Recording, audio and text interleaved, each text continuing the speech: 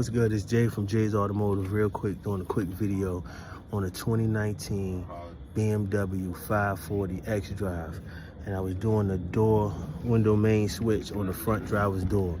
And I didn't see no videos. So let me show you this real quick. This is the door panel.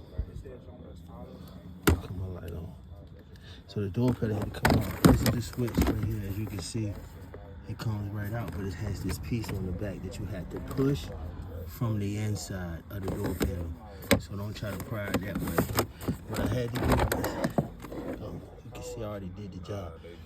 But I had to take this piece off here. It's T20 torque bolts behind it. And once you take that out, you'll have a metal piece here that'll bind up on you. Pull it from the right side first to get that out. And then after that, you just pry it from the bottom to get that door panel pop off like normal. This piece right here sits right here. It just pries right out.